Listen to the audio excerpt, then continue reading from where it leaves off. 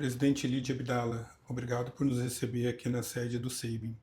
Eu gostaria de iniciar a nossa conversa lhe perguntando: o Grupo SEIBM é reconhecido por suas práticas de ESG. Quais são os principais pilares da estratégia de sustentabilidade da empresa e como eles se refletem no dia a dia das operações? Bem, obrigada pelo convite, um prazer estar aqui conversando com vocês. A responsabilidade, né, social, ambiental, eu digo que está na essência do SEIB. É o compromisso com a sociedade, com a comunidade, é um legado das nossas fundadoras, as fundadoras do SEIB, a doutora Janete e a doutora Sandra, que desde que criaram o SEIB há 41 anos, também já tinham esse compromisso, essa preocupação com a sociedade. Muito sempre vinculado principalmente na qualidade da prestação do nosso serviço, que sempre foi um compromisso muito forte com o SEIB. E ao longo dos anos, o SEIB foi crescendo, e eu digo a nossa estrutura, o modelo de gestão também se estruturando melhor, e aí vieram muitas das, eu digo, iniciativas e programas, né, relacionados aos pilares ESG. Então, nós fomos a primeira empresa a aderir ao Pacto Global da ONU em 2007, quando poucas empresas, né, falavam de sustentabilidade. A gente viu a importância de estar presente, já levando um pouco das nossas práticas, dos nossos programas. A responsabilidade social, né, do grupo, que, como eu disse, está na essência, e ela se traduz na criação do Instituto SEIB, que é o braço social do Grupo SEIB, foi fundado em 2005, então esse ano é um ano importante também. Agora em maio completamos 20 anos de fundação do Instituto, demonstrando aí o nosso compromisso com os programas sociais, impacto social na comunidade. Nós temos a ISO 31000, que é o selo de gestão de riscos, né? E aí olhando muito para as questões de governança, estrutura de riscos, riscos corporativos, com responsabilidade, com seriedade para o negócio. Fomos uma das primeiras empresas também de capital fechado a publicar o relatório de sustentabilidade. A gente publica o nosso relatório de sustentabilidade há mais de 15 anos. E no início, eu costumava dizer que no início o relatório de sustentabilidade era fininho, né, que tinha ali muito dos nossos programas, das nossas práticas, e ao longo dos anos ele foi crescendo exatamente não só pelo número de programas, de iniciativas, mas também de qualidade de informações. Então hoje a gente já tem alguns anos vem seguindo, né, as melhores práticas do modelo GRI para o relatório. Esse ano nós acabamos de publicar o nosso relatório de sustentabilidade do ano de 2024, então ali a gente tem muito da história do SEIB, também indicadores de toda a nossa operação, os indicadores de compromisso ambiental, social, com a qualidade do nosso serviço. Quem quiser conhecer e constar, fica disponível o link no nosso site, tem ele lá digital no site do SEIB, e podem acessar e conhecer. Mas desde 2022, no próprio relatório de sustentabilidade, nós também publicamos ali as nossas metas ESG, que são, de fato, ali compromissos com metas, com indicadores, demonstrando aí a evolução em todos esses pilares, pilar de governança, social e ambiental. Perfeito. Dentro desse panorama, como o SEIB integra inovação e sustentabilidade em seus serviços de saúde? Há projetos específicos como redução de resíduos ou energia renovável que possam inspirar outras empresas? Sim, nós iniciamos, no caso de resíduos, por exemplo, né? Nós iniciamos com foi um dos nossos primeiros programas de gestão ambiental. Em 2009, nós também fomos uma das primeiras empresas de saúde da América Latina a ter a certificação da ISO 14001. E ali nós não só escrevemos todas as nossas políticas e programas ambientais, mas criamos as primeiras iniciativas. E o programa de reciclagem, né, de tratamento de resíduos, ele está no SEIB desde aquele início. E, de novo, iniciamos com ações pequenas, principalmente ações de conscientização. que eu acho que isso é fundamental, independente do tamanho da empresa, da característica do negócio, nas nossas vidas pessoais, né, onde a gente vive, com família, com sociedade, que são ações que a gente pode fazer em todos os lugares onde nós estamos. E assim o SEIB começou ali a tratar de reciclagem de materiais, para redução de resíduos, e também, já há alguns anos, aí começamos a usar fontes de energia limpas, né? Tanto com fonte de energia renovável, aquisição de energia no Mercado Livre, até porque, pela característica do nosso negócio, nós utilizamos muita energia, né? Assim como utilizamos água também no processamento ali dos exames, né? E quanto mais a gente foi vendo a implementação de novas tecnologias, hoje o que a gente tem aqui no nosso núcleo técnico operacional, por exemplo, é um nível de tecnologia padrão mundial, dos melhores equipamentos e linhas de automação que tem no mundo. E olhando para isso, também para o compromisso com a sustentabilidade, né? Também com o compromisso com o ambiente. Então, no caso da energia, a gente já utiliza há alguns anos fontes de energia limpa. No ano de 2023, nós tínhamos meta de crescer, né? E temos metas anuais de crescendo essa utilização. Crescemos em 13% a utilização de fonte de energia através de fontes de energias limpas. Quase que 67% das unidades do SEIB no Brasil utilizam energia de fontes de energias limpas. O SEIB hoje tem uma atuação não só no Distrito Federal, né? Iniciamos aqui há 41 anos atrás, mas há 13 anos iniciamos o nosso projeto de expansão geográfica. E ao longo desses 13 anos, né, crescemos para todas as regiões do país. Hoje o SEIB está presente, além do Distrito Federal, em mais 14 estados. São 358 unidades de atendimento ao cliente, 7 mil colaboradores. Então levamos esse compromisso da utilização, né, de energia renovável, não só no Distrito Federal, mas também em todas as outras regiões onde o SEIB tem atuação. Perfeito. A qualidade de vida, presidente, é uma preocupação constante de todos nós.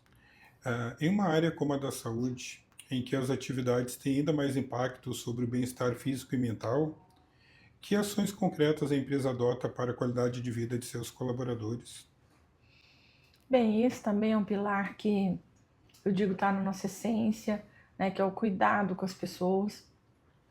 E a gente tem aí muitos investimentos, não só em programas de benefício, carreira, né, oportunidades de crescimento para as pessoas, para os nossos profissionais, capacitação, treinamento para que as pessoas cresçam, tenham oportunidades também de crescer na sua carreira, mas o compromisso de criar um ambiente que seja saudável fisicamente, psicologicamente para o trabalho, onde as pessoas de fato vivam em um ambiente onde relações de confiança, de transparência, de respeito sejam cultivadas no seu dia a dia. É isso que nós estimulamos aqui. Valorizamos muito a diversidade, a inclusão, então damos voz e espaço, né, para todas as nossas pessoas falarem, participarem, né, e serem aqui da forma como são, com as suas vivências, com as suas experiências. E o que nós temos de retorno é que isso traz muito mais engajamento das pessoas quando você cria um ambiente que seja um ambiente saudável, um ambiente de respeito, um ambiente de colaboração. Isso cria um engajamento maior, isso cria um orgulho das pessoas, né, de estarem neste ambiente. Então eu digo que o SEIB hoje, claro que nós temos inúmeros programas, né, um programa de benefícios, como eu disse, robusto, programas de saúde. A gente tem um programa de saúde que chama Saúde em Dia, e que olha para todos os pilares da vida, né, do indivíduo. Então, a gente cuida da saúde física, da saúde emocional, saúde financeira, saúde espiritual. Então, temos programas para cada um desses pilares. A gente vive um grande desafio. Eu digo que antes da pandemia, a gente já vivia o desafio da depressão, né, que já era tratada como a doença do século, e depois da pandemia vieram aí ainda muito mais problemas de saúde mental, as pessoas tendo, né, muito mais essa pressão, acho muito fruto, inclusive, do que nós vivenciamos na pandemia. O setor de saúde, em especial, eu tenho dito isso, parece que às vezes as pessoas se esqueceram da pandemia. E eu digo que nós não nos esquecemos, né? E pelo contrário, nós sentimos ainda muito dos reflexos da pandemia, do que foi uma empresa de saúde ter que continuar, nós como profissionais de saúde, né? Continuar atuando, dando respostas rápidas para a população, para a sociedade, né? No atendimento ali ao cliente durante a pandemia. Então, temos cada vez mais implementado aí novos programas cuidando da saúde mental das pessoas.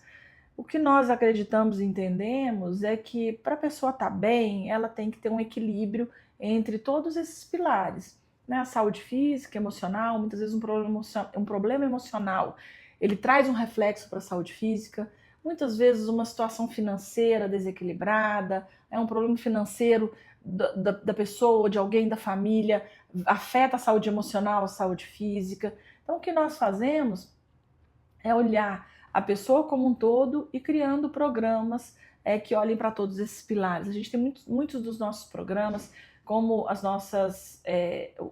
a gente tem uma equipe de esportes, né, que eu acho que muitos de vocês conhecem, participamos de corridas de rua em Brasília, em todas as regiões onde o SEIBM está presente. Nessas corridas de rua, que a nossa equipe de esportes lidera, a gente convida as famílias também para estarem presentes, para estarem participando. Agora, no mês de maio, a gente tem uma programação que a gente faz, que é também no nosso time de qualidade de vida e de esportes, que são os Jogos Abertos SEIBM, onde a gente faz uma tarde de jogos para os filhos dos nossos colaboradores, os colaboradores também. Então, tem todos os tipos de jogos que vocês imaginam: futebol, corrida, queimada, vôlei, também programas, aulas de yoga.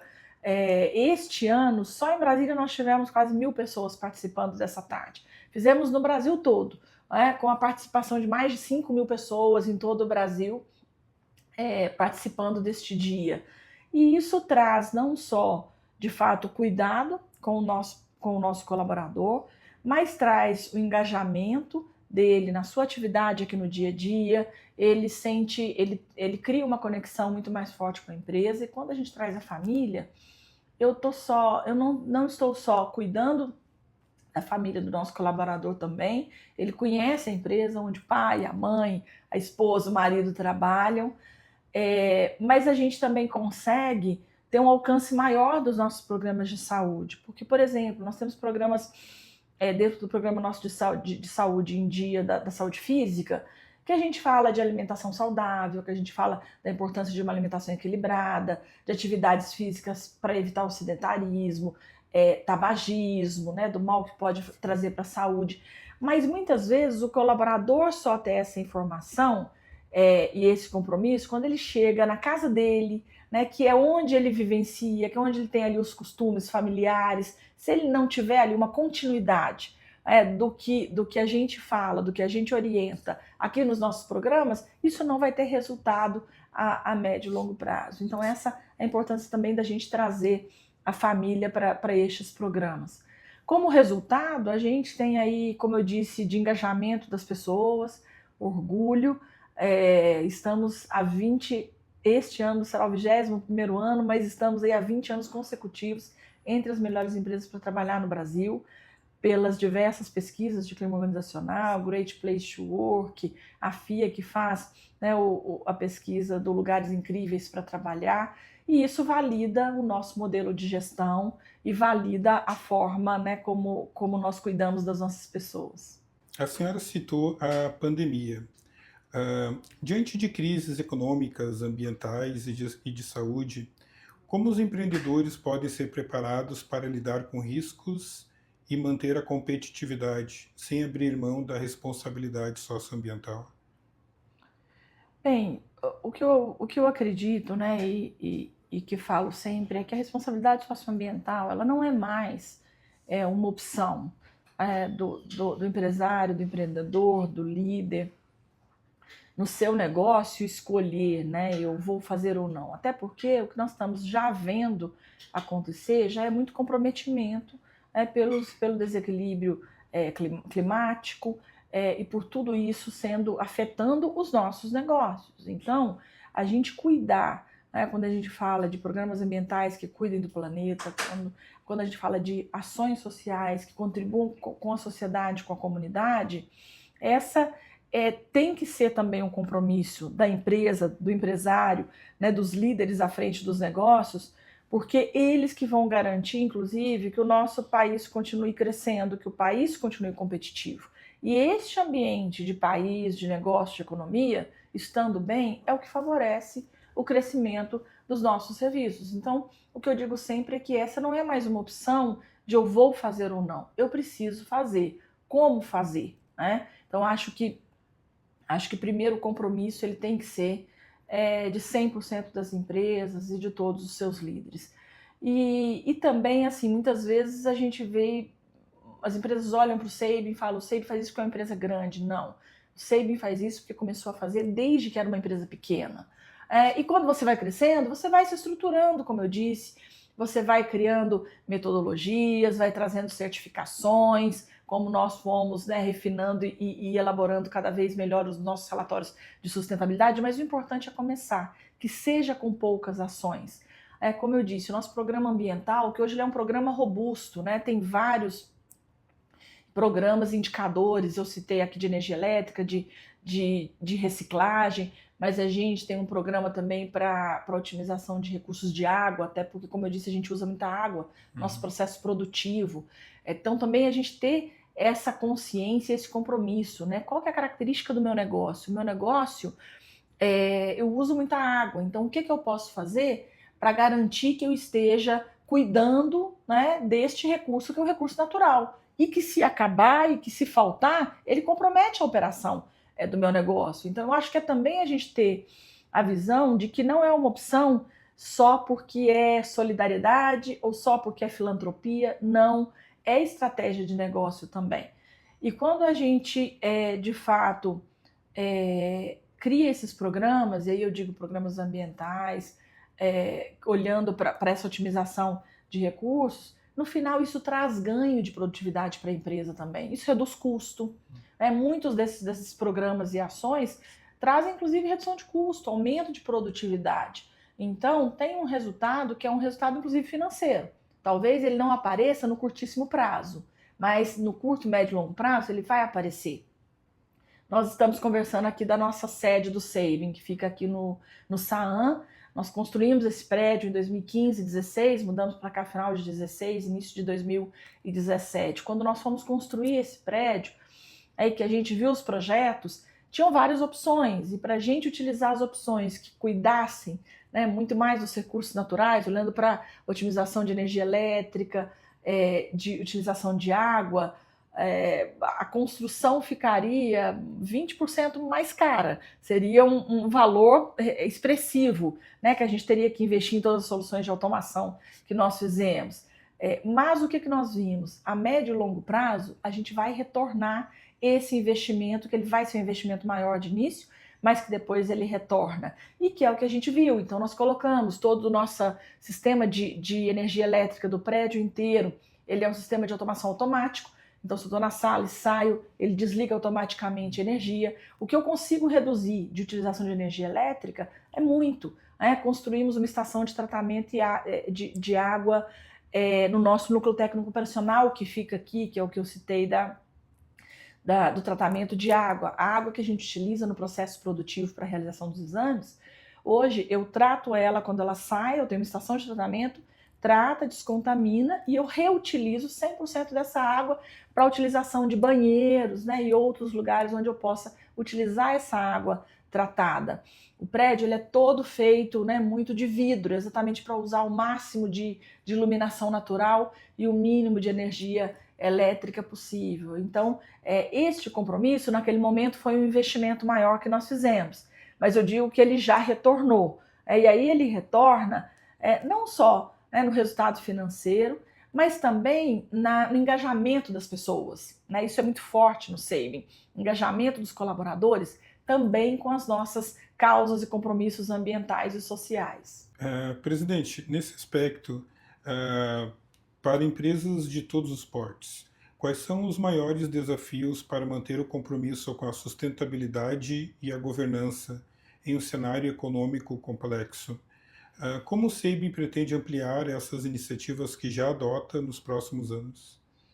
Bem, eu acho que o desafio é sempre a gente a gente ter um cenário, né, que a gente está vivendo macroeconômico desafiador, de incertezas, e aí é o momento da gente sempre olhar para a produtividade, né? Eu acho que produtividade, eficiência operacional é um ponto que as empresas têm que estar olhando todo dia, né? Como eu consigo fazer mais com menos ou fazer mais com o recurso que eu tenho, como eu consigo garantir a qualidade, né? Mesmo reduzindo, muitas vezes olhando para onde eu consigo otimizar os recursos que eu tenho, mas mantendo o padrão de qualidade, porque o padrão de qualidade é aquilo que vai garantir, né, também a competitividade dos negócios nesse ambiente mais desafiador. E eu acho que aí é olhar para as prioridades, principalmente de investimento, porque eu acho que nesse momento é a gente escolher, né? A gente tem que escolher onde que a gente vai investir. E aí eu acho que é a hora de estar olhando, sim, para o curto prazo, que é isso que eu falei, para eficiência operacional, para redução de custo de despesa, para aumentar a produtividade, mas também olhando a médio e longo prazo de como eu mantenho o meu negócio inovando, trazendo possibilidades de novos produtos, serviços, que vai me garantir o crescimento a médio e longo prazo. Acho que é muito importante a estruturação de um modelo de gestão. E quando eu falo de modelo de gestão, não precisa ser um modelo complexo, um modelo, né, com uma estrutura de muitos indicadores e de muitas metodologias, mas que você tenha de fato ali indicadores que te mostrem para onde o seu negócio está indo, quais são, né, os seus desafios, um planejamento estratégico bem feito. De novo, quando eu digo de um planejamento estratégico, não é um planejamento estratégico que precisa ser altamente elaborado, né? Mas que você tenha ali escrito, né, quais são os seus desafios, oportunidades, né, e quais são os seus planos de ação para o ano. Que eu acho que aí quando a gente tem escrito, isso nos dá um norte. Então, o que eu digo sempre para as empresas é: desenhe ali o seu planejamento estratégico, coloque quais são os seus planos de ação para o ano, olhe para indicadores. Você não precisa ter 20 indicadores para ter um bom modelo de gestão. Escolha quais são aqueles indicadores principais e que te ajudam no dia a dia, né, da administração e da gestão do seu negócio. E pensem sempre no negócio a médio e longo prazo. Que eu digo assim, a gente tem ainda mais em momentos difíceis, a gente tem ali a pressão para olhar para o curto prazo. E claro que a gente tem que estar olhando todo dia, todo dia para o hoje, para o amanhã, para a semana que vem, mas que isso não nos consuma a ponto de eu perder a visibilidade do médio e do longo prazo. Esse é o meu, eu digo que essa é sempre uma mensagem que eu gosto de deixar para todos os líderes, empresários, empreendedores à frente dos seus negócios, que não deixem nunca de olhar para médio e longo prazo, porque vai passar, né? Eu digo, os momentos difíceis, eles passam. Onde há desafio, onde há obstáculo, também há oportunidade. Então, cabe a nós irmos identificando onde estão essas oportunidades. E quando a gente passa por esses momentos difíceis, que as nossas empresas estejam preparadas para seguir crescendo.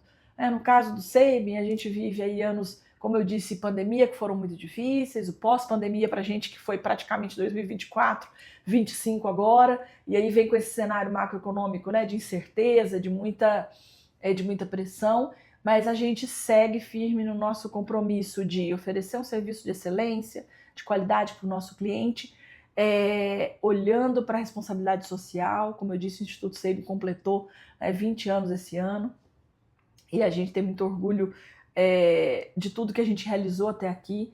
O Instituto SEIB, ao longo desses 20 anos, impactou aí mais de 2,5 milhões de pessoas em todas as regiões onde a gente atua. Então eu digo que esse também é um resultado que para a gente é muito relevante, porque a gente devolve para a comunidade, para a sociedade, principalmente a escolha que eles têm pelos nossos serviços. E o ano de 2024 e agora 2025 também é um ano importante para a gente. Eu citei aqui anteriormente o nosso núcleo técnico operacional principal, que fica aqui em Brasília, onde a gente realiza a grande a maior parte dos nossos exames, realizamos aqui 100% de todos os exames realizados no Distrito Federal e em torno, e mais os exames especializados de todas as outras regionais do SEIBM pelo Brasil vêm para Brasília.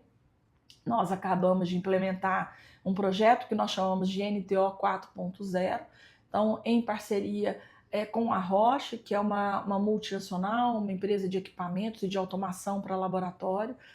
Nos últimos anos nós conhecemos tecnologias de laboratório, estivemos em vários países, Europa, Estados Unidos, conhecendo outros serviços, equipamentos de tecnologia de ponta, e acabamos de instalar uma plataforma totalmente automatizada no nosso núcleo técnico operacional, e com isso a gente vai garantir maior eficiência operacional, aumentando a nossa capacidade produtiva, diminuindo riscos para o nosso colaborador. Praticamente hoje o risco para o nosso colaborador, para o nosso profissional ali no manuseio, né, das amostras biológicas, no processamento de exames, ele é praticamente zero, porque esse contato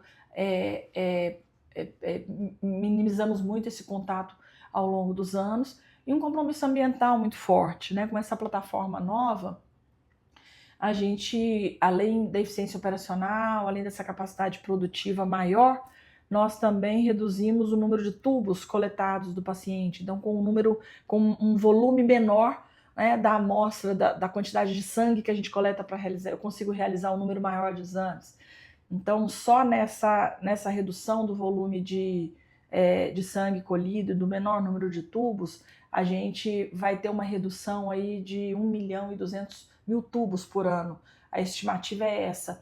E aí esse é um dos compromissos nossos importantes com a gestão ambiental, né? Porque o tubo ele é um material plástico que na hora que eu descarto, né, eu tenho todo um tratamento para ele. Então, com essa redução do número de tubos, eu também tenho aí um impacto ambiental mais positivo. Presidente Lídia Abdala, obrigado pela nossa conversa. Obrigada pela oportunidade, sempre um prazer estar compartilhando um pouco aí do nosso modelo de gestão, e aproveito para deixar aqui o convite para quem ouvir e assistir, que a nossa sede fica aqui no SAAM e está sempre aberta para receber visitas.